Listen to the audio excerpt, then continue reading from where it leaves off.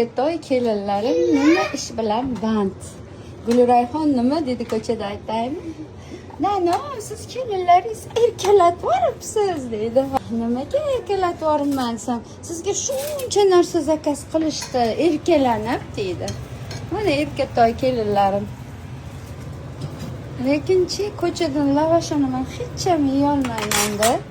Sizlar qilganinglarni mazza qilib yeyman. Siri nimada ekan, Nilufar poshsha? Faqat lahm go'shtlar. Ha, Yo'q, ajratib qo'yishdi. aytdim-a, xolodilnikda yog'lar ko'payib ketdi, go'shtlar kamayib ketdi deb. Sizlar faqat qop-qora joyini ishlatasizlar, jija yog'ini ham olib tashlaysizlar. Ha, ana. Haqiqatda ham bular erkalanib ketgandaymi? Mayli, rahmat. Nima qilsangni ham chiroyli qilib pishirib, kuydirib oldimizga qo'ysangni bo'ldi bolalarim. Hozir qahramonlar Dostonbek adangiz, Shahnoz hammalari Robiyaxon yo'lda kelishyapti. Yarim soatda kelib qolishadi. Mana shu oila uchun qilingan pishir kuydir, hammasi tayyorlagan taomlaringizga ketgan vaqtlaringni Xudo xolasa hammasi ibodat bolalarim, savob bo'ladi. Tanjoningni sog' bo'lsin, ikkalanglarni ham, qo'shaqaringni. O'zingizga o'xshagan shirindan shakar farzandlaringni ko'p bo'lsin.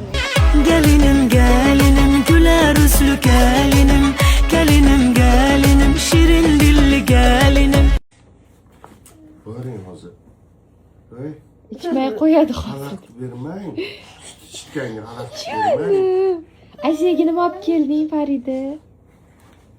Ana Farida Asiya qizga olib keldi, kiyimchi.